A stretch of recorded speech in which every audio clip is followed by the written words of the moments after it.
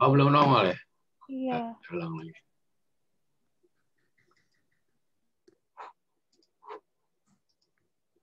Udah nongol belum? Sudah, Pak. Udah, Pak, udah. Masih. Oke ya, saya ulang lagi ya. Jadi nanti biasanya kita akan dapatkan reporting ya tiap pagi. Kita melihat pola dari jenis hotel. Kalau weekend, kalau resort itu mungkin dia akan rame di weekend, mulai dari Friday, Saturday. Tapi kalau bisnis hotel dia akan mulai pick up itu dari Selasa, Rabu, Kamis. Tapi Jumat, Sabtu mulai menurun karena hanya di weekday doang dia rame tamunya ya. Layarnya sudah jelas, suara saya jelas? Sudah, Pak. Jelas, Pak. Jelas, Pak. Okay, thank you. Nah, Jelas, Pak. nanti itu ada namanya dashboard ya. Dashboard itu kalau kita kayak pilot gitu, kayak pesawat, kalau kita mau terbang gitu ya. Itu ada indikator-indikatornya nih. Nah, setiap pagi itu nanti GM akan baca report seperti ini. Misalnya revenue dari hari kemarin ya, dari hasil kemarin revenue roomsnya penjualannya misalnya 240.000 US dollar F&B apa. Cuma kalau di Indonesia biasanya satuannya rupiah ya. Kecuali beberapa hotel di Bali menggunakan US dollar. Nah, terus nanti kita juga di dashboard itu akan ada okupansi dari hari ke hari itu nanti datanya. Jadi hari Senin kita okupansi 45, Selasa dan seterusnya. Nah, angka ini bisa angka sudah actual atau bisa juga masih forecast ya, jadi ini masih bisa berubah gitu. Terus ada grafiknya, kita lihat ini average daily rate ya, atau ARR, harga rata-rata kamar. Dari tanggal 1 sampai tanggal 27 ini ada fluktuatif nih. Nah, bisa kita lihat mungkin di tanggal ini adalah, kalau ini konsepnya misalnya hotelnya resort yang mungkin di weekend atau di hari libur dan sebagainya ya. Oke, terus sources of booking. Sources of booking yang kita ajarin kemarin kan kita ada destinasi, bisa dimatiin nggak suaranya dulu biar suaranya nggak ini ya, yang lain bisa dimatiin dulu.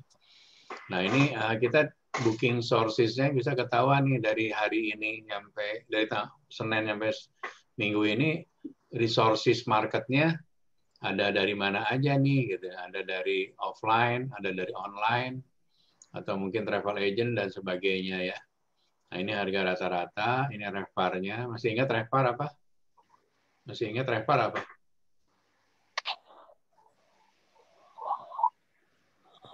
RevPAR singkatan dari apa? Ada yang ingat? New per available room, Pak.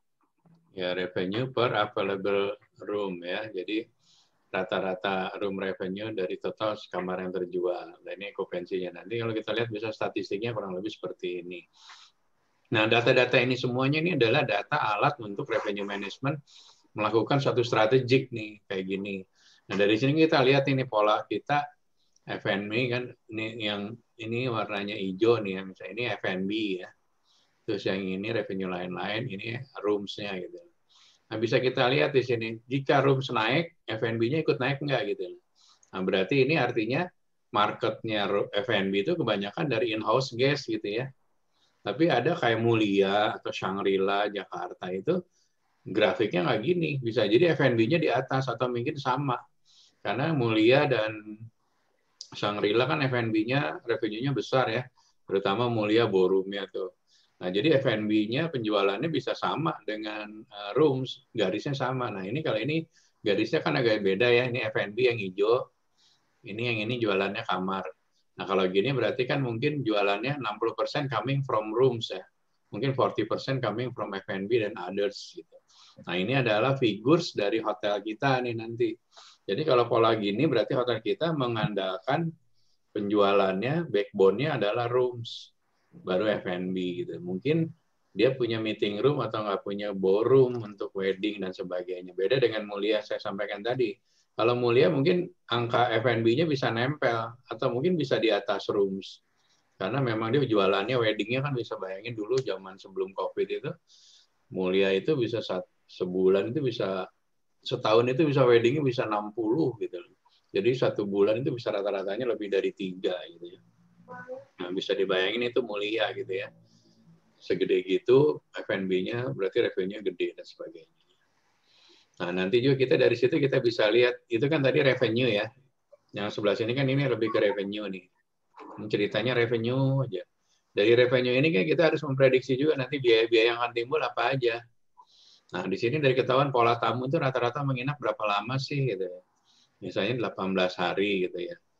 Atau okupansi rata-rata berapa sih? 75%. Nah, berarti si chef F&B harus prepare breakfast di angka 75%. Which is kalau kamarnya 100 berarti kamar terisi 75. Tapi kan rata-rata kamar diisi oleh misalnya 2 tamu ya. Berarti dia harus prepare breakfast-nya tadi kamarnya 100 75, jadi 75 dikali 2 berarti 150 orang setiap pagi breakfast-nya harus disiapin untuk 150 packs ya, untuk 150 orang. Dengan asumsi kamarnya 100, rata-rata okupansi 75, berarti kan yang terisi 75 tuh. Satu kamar diisi 2 orang, berarti 75 dikali 2 orang, berarti setiap pagi breakfast-nya 150 orang ya. Jadi ini yang harus kita prepare nih si apa namanya? Si chef dan F&B. Nah, nanti bisa katakan juga rata-rata kalau di Amerika itu kita kerjanya hitungannya jam-jaman ya. Jadi misalnya kita bekerja di restoran itu dihitungnya kan per jam. Nah, itu juga kegunaannya untuk F&B. Kalau di Amerika dia harus prediksi nih, berarti di breakfast saya butuh berapa pegawai ini supaya bisa melayani 150 orang gitu ya. Misalnya restorannya kursinya ada 100, berarti pembagiannya misalnya satu zone misalnya 20 orang, jadi satu waiter pegang 20 seat gitu ya. Nah, jadi kita harus prepare berapa sih butuh tenaga kerjanya dan sebagainya ya. Nah, nanti ini kita akan cerita adalah KPI-nya tadi yang saya sebutkan. KPI adalah Key Performance Indicator atau adalah alat-alat ukur untuk revenue management dari sisi rooms ya, rooms department. Yang pertama yang seperti sudah disampaikan di sesi-sesi sebelumnya yaitu menghitung average daily rate ya, atau di Indonesia banyak juga average room rate gitu ya. Nah, average daily rate biasanya ini istilah di Amerika, di hotel di Amerika menggunakan istilahnya ADR ya, average daily rate.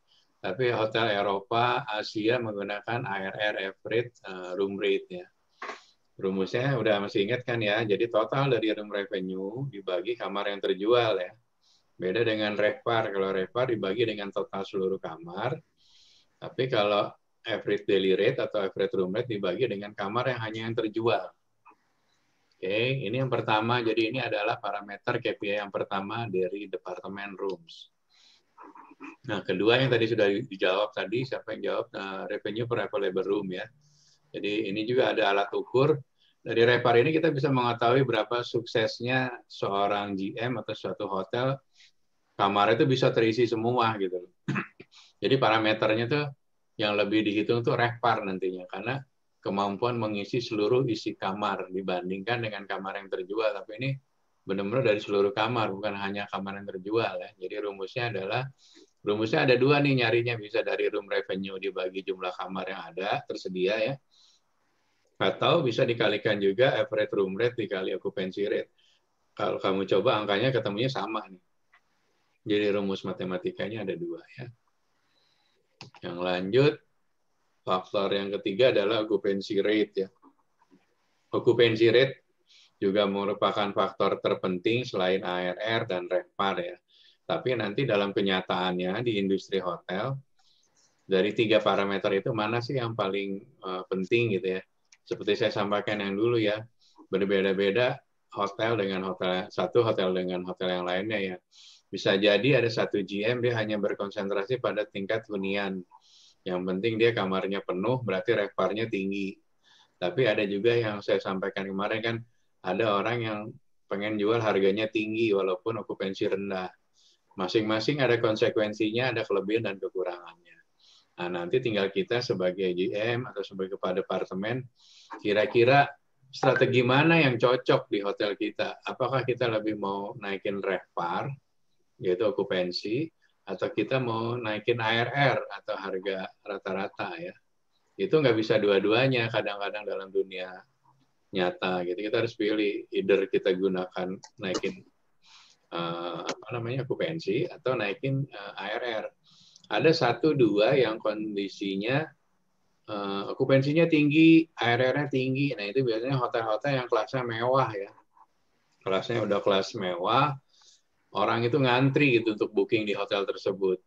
Beberapa hotel di Bali dulu sebelum COVID ada beberapa hotel besar kayak grupnya Aman atau dari Marriott yang luxuriousnya Ritz-Carlton, W, St. Regis itu memiliki tingkat hunian tinggi, harga tinggi karena dia marketnya niche market ya, maksudnya marketnya kelasnya kecil tapi kelas orang top paying guest lah, orang-orang kaya lah gitu loh.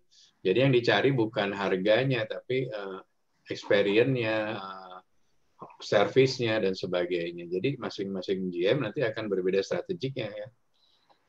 Oke, faktor yang lain adalah juga namanya length of stay atau disingkat LOS ya, average long stay. Jadi average long stay itu mengukur rata-rata si tamu itu stay-nya berapa malam sih di hotel tersebut gitu. Nah nanti dari data ini kita bisa ketahuan nih pola market orang Australia, orang India, orang Amerika, Eropa Timur, Eropa Barat itu polanya pasti mengikuti budaya masing-masing gitu ya.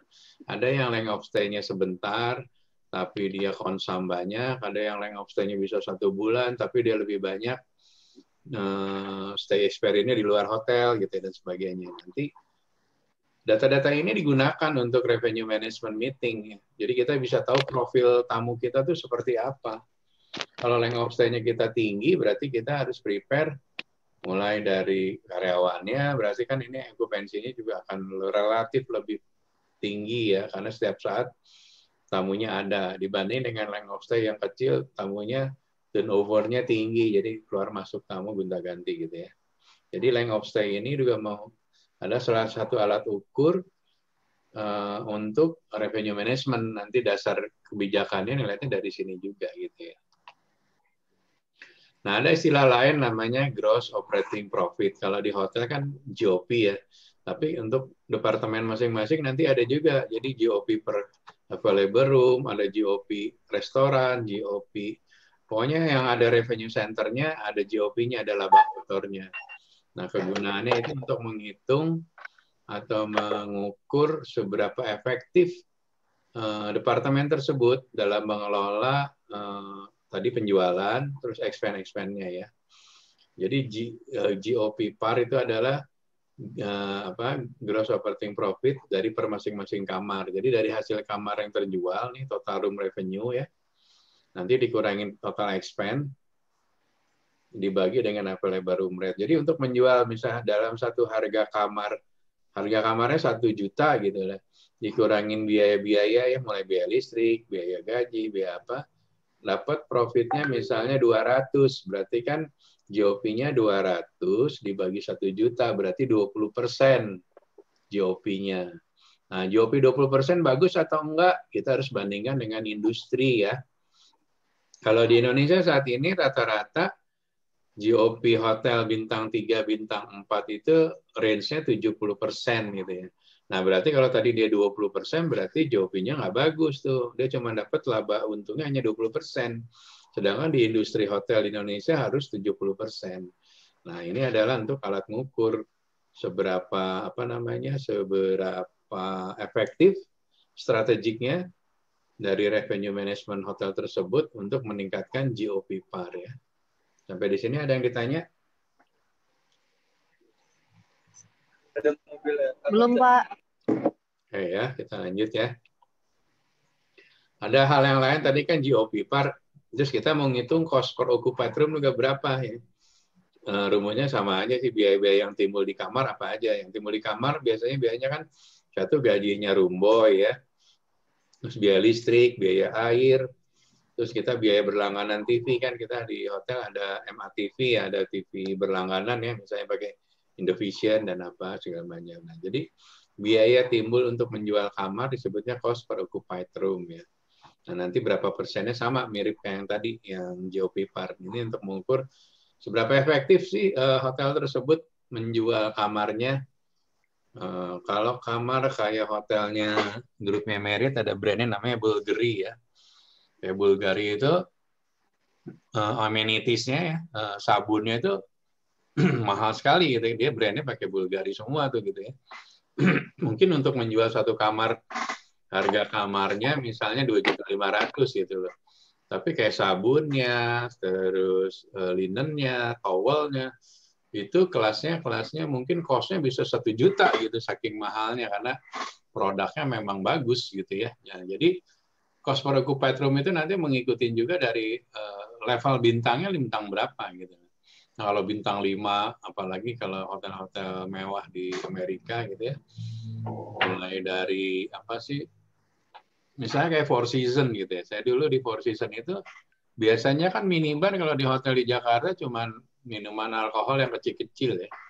Nah kalau di Four Seasons itu minibarnya tuh wine 1 botol gitu buat tamunya, tapi harganya memang 5 juta, 10 juta semalam. Jadi worth it gitu. Jadi tamu pun worth it gitu. Jadi minibarnya tuh lengkap gitu, minumannya tuh lengkap dan memang ukurannya bukan ukuran yang kecil-kecil tapi udah besar-besar. Nah inilah namanya nanti masuk ke cost per occupied room ya. Biaya yang timbul di kamar nanti larinya ke sini ya. Nah selanjutnya ini adalah adjusted. Tadi kan ada rehpar ya, terus ada adjusted-nya. Nah adjust itu ibaratnya ada adjustment-nya apa aja sih.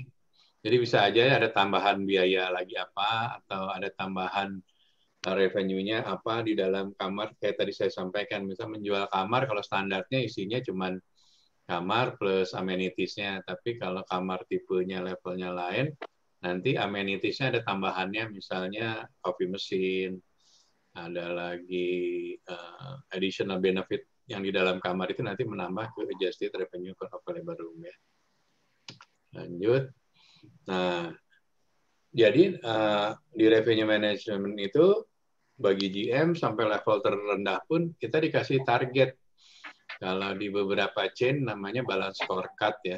Kita ambil contoh nih Hilton. Nah, Hilton tuh kelasnya sama kayak Marriott gitu ya. Dia punya sistem yang bagus yang menghitung apa sih namanya efektivitas dan efisiensi dari masing pegawai dari level terendah gitu ya. Nanti biasanya hotel itu akan dilihat total quality-nya berapa. Terus nanti apa namanya kita tuh ada loyalty ya. Kalau di Marriott namanya Marriott Bonvoy, kalau di Hilton mungkin namanya apa saya nggak tahu ya karena saya nggak di Hilton ya. Nanti dari masing-masing market atau apa namanya member itu akan memberikan skor ke kita. Semakin bagus skornya berarti timnya semakin baik dan sebagainya. Terus kita juga nanti ada audit.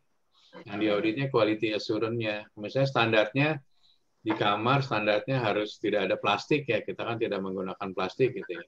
Nanti dicek kalau misalnya ada hotel, dia akan jadi misteri guest gitu. Jadi si yang auditnya akan seolah kita nggak tahu bahwa dia ternyata tamu, seolah seperti tamu pasti, tapi dia akan ngecek mulai dari proses check-in, proses cleanliness kamarnya, greeting karyawannya dan sebagainya. Nanti dia nilai gitu. Nah sesudah dia nilai, besoknya dia akan ketemu GM-nya.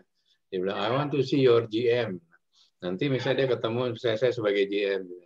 Kata GM, I am the auditor from misalnya dan standar audit di mana. Tolong itu suaranya di mute ya. Sipa suaranya di mute ya. Oke, nah dari situ nanti kita akan melihat hotel-hotel mana saja sih yang masuk kategori sudah compliant dengan standar auditnya ya. Nah, kalau hotel-hotel chain besar itu sangat strict sama brand standar audit. Jadi kalau kita ada sesuatu yang tidak standar itu kita akan ditegur dari bawah sampai atas. Tolong itu Siva ya itunya suaranya. Halo.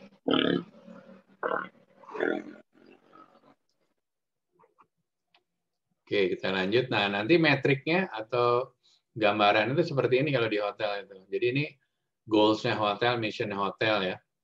Misalnya hotel harus mendapat achieve revenue misal ya 120 miliar gitu. Misalnya sebulan misalnya misalnya sebulan misalnya 10 miliar gitu ya. Jadi totalnya 120 miliar misalnya.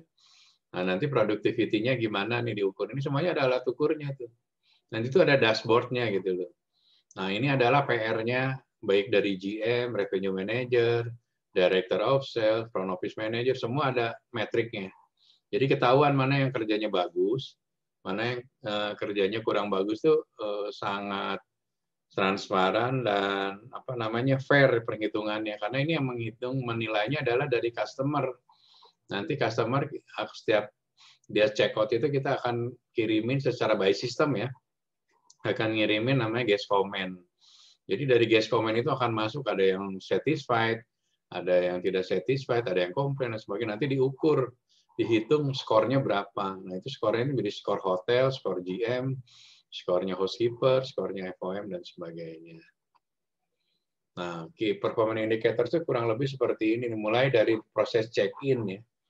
Nah, waktu check-in, front office-nya gimana tuh pre-arrival-nya?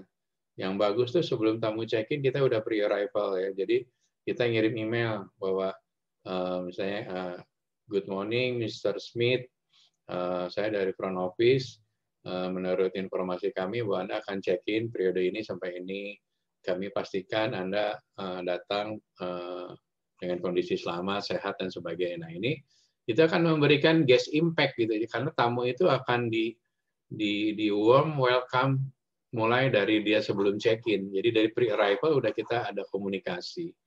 Nah kalau dia sebagai member, apalagi kalau merit member gitu ya, dia itu bisa proses check-in-nya dari gadgetnya dia gitu. Dia udah bisa komunikasi sebelum tamu check-in. Kita bisa komunikasi dengan tamunya untuk informasi. Misalnya Mr. Black, Anda akan stay di sini, kami sudah siapkan kamar sesuai dengan pesanan Anda dan sebagainya. Terus dari situ nanti pola pembayarannya gimana, terus guest comment-nya gimana, semua itu ini menjadi satu kesatuan. Nanti itu akan menjadi alat ukur di sini. Bisa jadi dari check-in-nya bagus, terus dari servisnya anak-anak bagus, pas men-check out ada masalah misalnya, nah itu akan menjadi komplain. Nah itu ini harus jadi satu kesatuan, semua itu harus menjadi satu kesatuan. Nah, ini jadi alat ukur ya nanti proses bookingnya gimana. Terus proses dia reservasinya gimana. Kebersihan kamarnya gimana. Terus komen-komen dianya seperti apa. Nanti benar-benar kita ukur gitu dengan menggunakan beberapa parameter ini. Nah, beberapa hotel yang saat ini masih kecil, dia tidak sekompleks ini gitu. Tapi kalau hotel yang sudah global brand kayak Marriott, Intercon, Hilton, dia menggunakan sistem sedemikian rupa sehingga profil market itu kita sangat tahu gitu. Jadi dalam kita memberikan suatu level of service itu sesuai dengan keinginan dan market yang kita tuju. Makanya itulah gunanya revenue management gitu ya.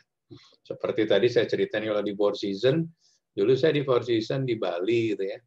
Ya harga kamar emang mahal 5 juta, 10 juta ya, tapi worth it gitu kayak tadi welcome drink-nya adalah wine gitu kan. Terus masing-masing private villa ada private pool, terus kita ada butlernya, semuanya benar-benar levelnya servisnya sangat prime gitu. Malah kita itu setiap pagi itu kita akan briefing nanti tamu yang akan datang profilnya seperti apa. Misalnya kebanyakan kan dulu kalau di Four Seasons itu tamu-tamunya biasanya artis ya. Kalau nggak salah misalnya dulu Mick Jagger gitu ya. Mick Jagger stay di hotel. Atau siapa ya. Ya pokoknya artis-artis Hollywood lah gitu misalnya. Nah mereka tuh kita harus tahu profilnya dari mana. Itu dari karena dia member dari misalnya Marriott Bonvoy gitu ya. Atau member dari Four Seasons. Itu database-nya tuh ada. Jadi kebiasaan do and don'ts-nya, kesukaan dan ketidaksukaannya tamu profil itu tahu gitu. Kita tahu gitu. Dan masing-masing karyawan itu mulai dari GM sampai ke bawah itu harus tahu profilnya, kesenangannya apa, dia mau dipanggilnya apa. Jadi benar sedetail itu gitu. Itu yang namanya excellent service ya. Kita memberikan service yang excellent sehingga personal touch-nya dapat gitu. Beda dengan hotel-hotel yang umum ya, yang generik. Jadi kadang-kadang interaksi sama tamu pun tidak terlalu diperhatikan. Tapi kalau hotel-hotel udah level itu, dia benar-benar masalah apapun harus ada solusinya. Even levelnya housekeeping gitu ya, room boy. Waktu dia tamu itu komplain ke si room boy itu harus memastikan si komplainnya itu terhandle baik dan close gitu, tersolve gitu ya, teratasi gitu ya. Nah, dia harus make sure gitu semua komplain itu benar-benar di handle secara proper dan dipastikan lagi ditanya apakah komplainnya sudah teratasi atau belum gitu loh. Anda bisa bayangkan dulu saya pernah handle adalah salah satu pangeran Arab ya. Dia itu ngambil seluruh villa di Four Seasons. Waktu itu villanya ada 136 villa. Permintaannya itu aneh-aneh gitu namanya, mungkin pangeran ya, pangeran dari Arab. Dia permintaannya minta Bali ditutup itunya, airportnya khusus dia landing private jetnya gitu. Which is itu kan nggak mungkin, karena itu kan bukannya private airport ya, itu kan public ya. Nah, itu karena di satu sisi kita harus bisa meyakinkan tamu itu bisa stay di kita, tapi kita juga nggak mau dia komplain, tapi kita juga ada keterbatasan kan nggak mungkin nutup airport gitu, airport Bali Ngurah Rai ditutup hanya pangeran mau landing gitu misalnya gitu. Nah, akhirnya kemarin tuh GM saya tuh harus mencoba meyakinkan baik ke si pangerannya itu ataupun ke otoritas bandara untuk minta pengamanan ekstra ketat gitu ya. Nah, salah satu waktu itu kejadiannya dari sekian keluarga pangeran itu, dia minta mendadak event, saya mau bikin party di tengah laut gitu di Bali, waktu itu ada satu pantai gitu. Itu kita benar-benar bekerja keras tuh gimana caranya kita nyiapin barang, masukin ke dalam kapal, karena memang last minute. Waktu itu saya ingat cuman dia minta dalam hitungan hari sehari lah gitu. Sehari besok saya mau ada party di sini, di pulau ini, tolong siapin makanan A, B, C, D gitu. GM itu pentang-panting. Bisa Anda bayangkan dalam kondisi segitu kita kan harus fokus gimana cara benerin si ininya. Akhirnya udah nyampe kita siapin semuanya, udah berangkat, kapal udah mau jalan, tiba-tiba si pangerannya cancel. Gitu. Dia bilang, saya nggak jadi party ya. Katanya. Nah, tapi tetap si GM kan tanggung jawab. Ini kita udah beli belanja, segala macem. Dia sampai harus begging gitu sama si pangeran untuk bahwa itu kita nggak bisa cancel gitu aja, karena kita udah prepare, udah belanja dan sebagainya. Seperti itulah gitu handle kalau tamu-tamu yang marketnya sangat niche market tapi buying power-nya sangat tinggi gitu. Kita nggak bisa membuat suatu kecewa sedikit pun karena kita yakin ini market ini special market gitu. Kita harus bisa handle taking care tamu-tamu kita. Tapi nggak tamu itu aja, semua tamu pun yang stay di hotel manapun, apalagi kalau hotel itu brandnya besar, kita harus memastikan semuanya sudah terhandle level of service-nya ya. Oke, sampai di sini ada yang ditanya? Jam berapa ya? Any question? Tidak ada, Pak.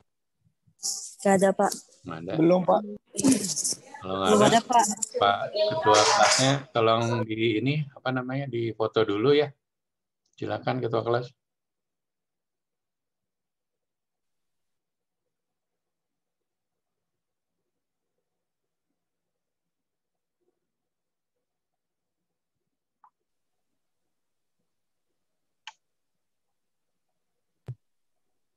Sudah? Sudah difoto untuk semuanya?